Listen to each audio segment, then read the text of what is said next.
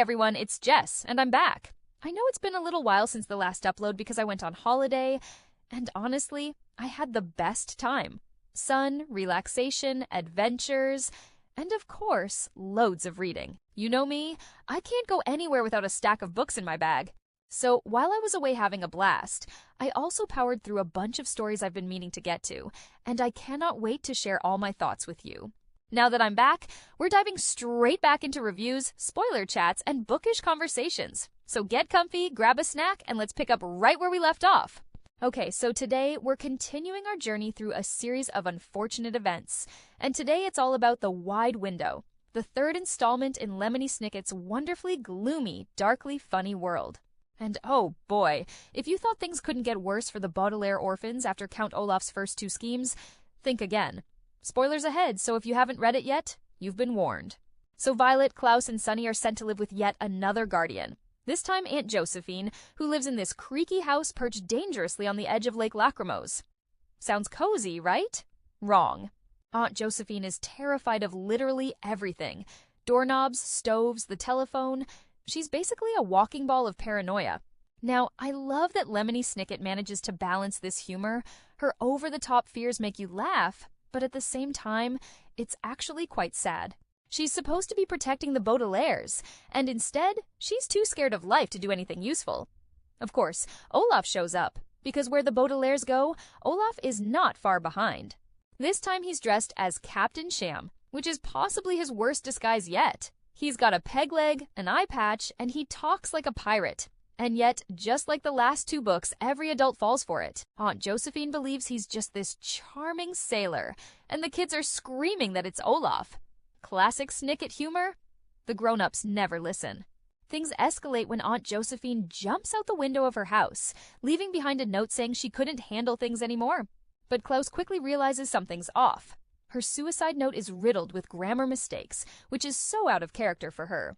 This is actually one of my favorite details of the book, because it shows just how observant the kids are, and it becomes a clever clue. Of course, they figure out that Olaf forced her to write the note.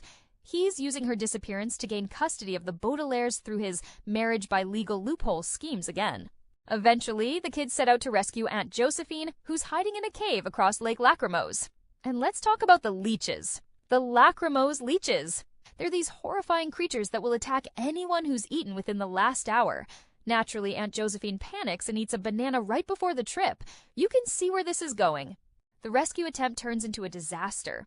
The kids are stuck in Captain Sham's boat with Olaf. Aunt Josephine is devoured by the leeches. Yep, R.I.P. Aunt Josephine. And once again, the Baudelaires barely escape Olaf's clutches. I really like how this book digs deeper into a couple of things. The hopelessness. The Baudelaires know Olaf is Olaf, but no one will believe them. It's both funny and frustrating. The fragility of adults. Aunt Josephine seems like she should be safe, but she's just another reminder that adults can't always be counted on in this world.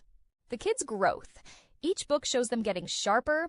Klaus with the grammar clue, Violet's inventing, Sunny's biting. They're resourceful, and you can feel them growing into survivors. As always, Olaf gets away. The Baudelaires are left back where they started, safe for the moment, but no closer to defeating him. And we, as readers, are left with that mix of dark humor and sadness that defines this series.